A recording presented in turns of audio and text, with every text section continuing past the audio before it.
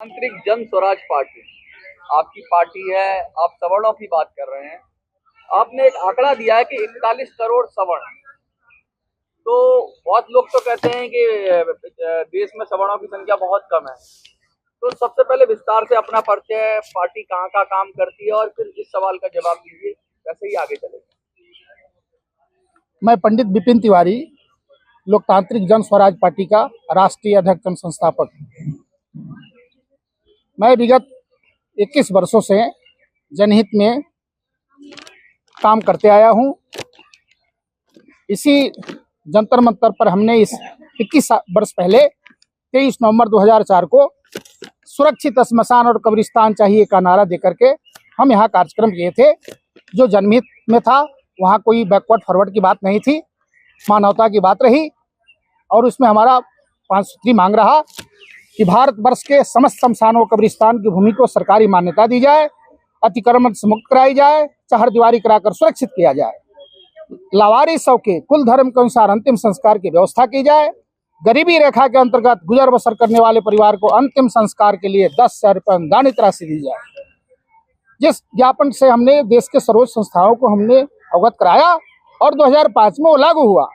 ग्रामीण रोजगार गारंटी योजना के अंतर्गत शमशान और कब्रिस्तान की घेराबंदी का प्रावधान आया और कबीर अंत्येष्टि योजना से 1500 रुपया मिलना शुरू हुआ, जो मुखिया जी वार्ड जी देते हैं, जिसका शायद 3000 के आसपास गया है। हम उस समय ही 10,000 मांगे थे और आज भी हम 10,000 मांगने के लिए बैठे हैं और वो राशि समय से नहीं मिलती है। हमारा मांग था कि राशि समय से दी जाए कि पार्थिव शरीर के काम आवे, कि अंत भला तो सब भला। उसके बाद फिर 9 अगस्त 18 को जब सदन ने SC ST एट्रोसिटी एक्ट सख्त किया कि बिना जांच आप जेल जाओ, उस समय हमने उसके बरखी पर 9 अगस्त 19 को इसी जंतर मंतर पर हमने कार्यक्रम किया। राष्ट्रपति महोदय को अपने ज्ञापन से अवगत कराया कि जांच उपरांत दोषी पाए जाने पर ही गिरफ्तारी सुनिश्चित हो। आप कैसे जानते हैं कि बिना जांच दोषी और निर्दोष का पता करेंगे? बिना जांच कांड लावारिस हो जाता है। आज हम उसी के लिए बैठे हैं कि यदि फर्जी रूप से SC ST एट्रोसिटी एक्ट होता है सवर्ण पर और OBC पर, तो उस फर्जी केसकर्ता के विरुद्ध आपराधिक तथा सिविल मानहानि का मुकदमा चलाई जाए। अब रही बात सवर्णों की, इस देश में नेहरू जी से लेकर मोदी जी तक ये कोई नेता वाता नहीं है। 2 नेता इस देश में पैदा हुए। पहले नेता का नाम था बाबा साहब भीमराव अम्बेडकर, जिन्होंने अपने SC ST समाज के लिए संविधान में सारी सुविधा ठूस भर के वो चले गए। और एक दूसरा नेता पैदा हुए जिसका नाम है राम मनोहर लोहिया। उन्होंने इस देश में OBC को किस तरह सारी सुविधा संविधान से ले ली जाए, इसके लिए भिन्न भिन्न किस्म का हथकंडा रचवाए। JP आंदोलन, समाजवादी आंदोलन, BP सिंह जी को प्रधानमंत्री बनवा करके मंडल कमीशन लागू करवा करके वो महामानव भी अपने OBC के कल्याण करके चले गए। रही बात सवर्णों की, जो इस देश के सभी धर्मों में अपना गुजर बसर करते हैं, उनका कोई माई बाप आज तक पैदा नहीं हुआ। जो भी है वो सब पिछलग्गू है, अपना गुजर काटता है।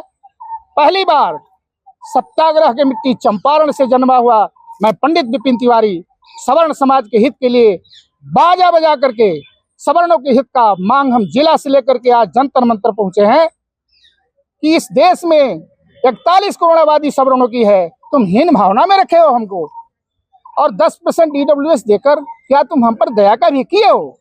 15% करो। और EWS से जो फॉर्म भरता है अभ्यर्थी, उससे तुम 1000 रुपए लेते हो। अन्य आरक्षित वर्गों से न्यूनतम राशि लेते हो। ना इंसाफी हम नहीं चलने देंगे। EWS कोटे से जो भी फॉर्म भर रहा है उससे न्यूनतम राशि लो, और अन्य आरक्षित वर्गों की तरह EWS कोटे को भी छात्रवृत्ति सुविधा, छात्रावास सुविधा और आयु सीमा में छूट इत्यादि समस्त सुविधाएं दो, नहीं तो तुमको हम बता देंगे कि हमारे अंदर क्या ताकत है। क्या लगता है जाति के आधार पर भेदभाव हो रहा है? हमारा लॉ ही हमारा कानूनी भेदभाव कर रहा है, क्या लग रहा है? कर रहा है, तभी तो ये बातें हो रही है। अब मानवता कम और दानवी स्वभाव ज्यादा, अब धृतराज स्वभाव ज्यादा।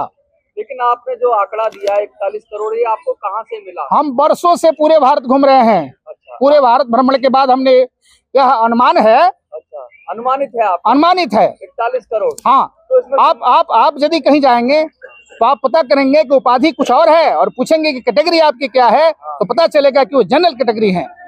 इस तरह हमने आज 5 वर्षों से लगभग घूम फिर करके इस स्थान पर आए हैं।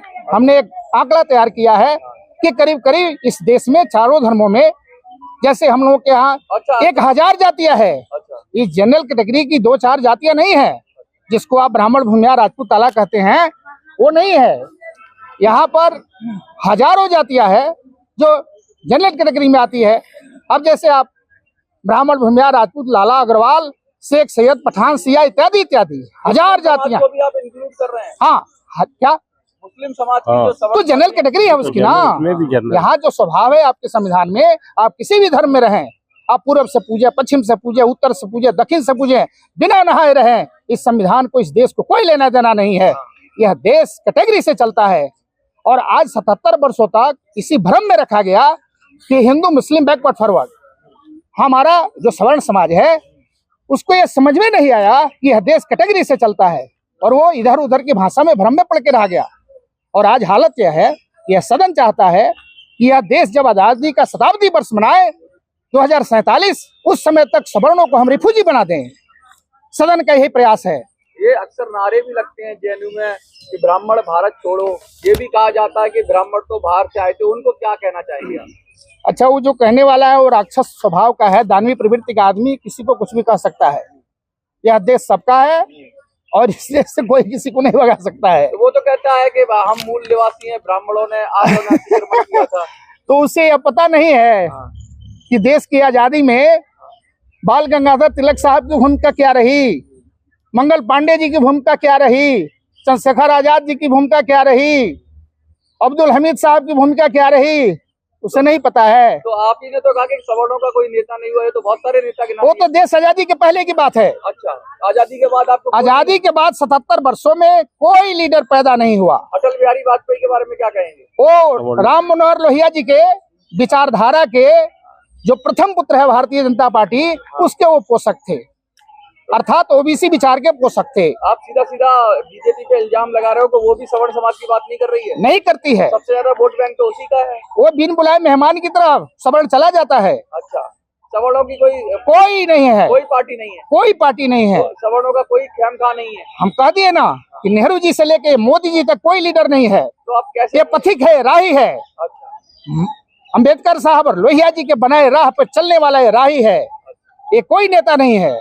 और आपके सवर्णों का तो आज तक कोई लीडर पैदा ही नहीं हुआ सदन में जो खड़ा हो आपकी बात करते हुए और बैठे भी आपकी बात करते हुए। आप अपने बारे में क्या कहेंगे? क्या आप सवर्णों के नेता बनेंगे? क्या ये कमान संभालेंगे? क्या अगर समाज आपकी तरफ देखेगा तो लड़ेंगे और उठाएंगे? बिल्कुल, हम आपको भरोसा दिलाते हैं आपके चैनल के माध्यम से कि यदि सवर्ण समाज यह जिम्मेवारी हमें देगा तो हम आज से जेल में रहना आजीवन पसंद करेंगे। इनके लिए कहीं तक हम जाने के लिए तैयार हैं, लेकिन सवर्णों का हक अधिकार हम लेके रहेंगे। अच्छा, एक बात और, आप आज एक तो ये बता दीजिए ज्ञापन किस किस को देंगे, और उसी सरकार से मांग रहे हो जो ओबीसी की समर्थक है, क्योंकि हमारे प्रधानमंत्री भी ओबीसी हैं, तो फिर क्या ये देंगे आपको हक और अधिकार? नहीं देंगे तो फल भोगेंगे।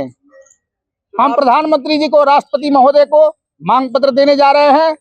अगर ये लोग नहीं मानेंगे तो फल भोगने के लिए तैयार रहेंगे। किस तरह से? क्योंकि हमारी आबादी 32% है, हम अपना ताकत दिखाएंगे चुनाव के समय में। बिहार के चुनाव आ रहे हैं, क्या? अरे पूरे देश के चुनाव में। बिहार के चुनाव के लिए क्या रणनीति है?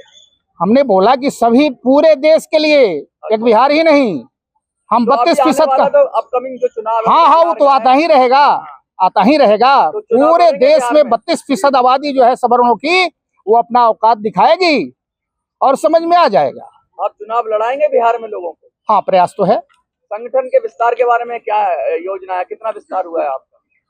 अभी जैसे हमारी ये पार्टी राष्ट्रीय संविधान है इसका, अन्य 2 प्रांतीय अध्यक्ष इसमें कोर कमेटी के मेंबर हैं। तो हमारे अध्यक्ष यहाँ दिल्ली में हैं, यूपी में हैं, तेलंगाना में हैं, बिहार में हैं। अब अपने धीरे धीरे प्रयास हो रहा है, सब लोग जुड़ रहे हैं। अच्छा, विस्तार का प्रोग्राम चल रहा है? हाँ, चल रहा है। क्या संदेश देना चाहेंगे जो लोग आपको देख रहे हैं अलग अलग चैनलों के माध्यम से? उनको क्या कहना चाहेंगे? हम अपने बैनर के विचार से लोगों को आगाह कर रहे हैं, इस पर समाज चिंतन करे, विश्वास करे, हमें सहयोग दे कि हम सवर्णों की लड़ाई मजबूती से लड़ सके।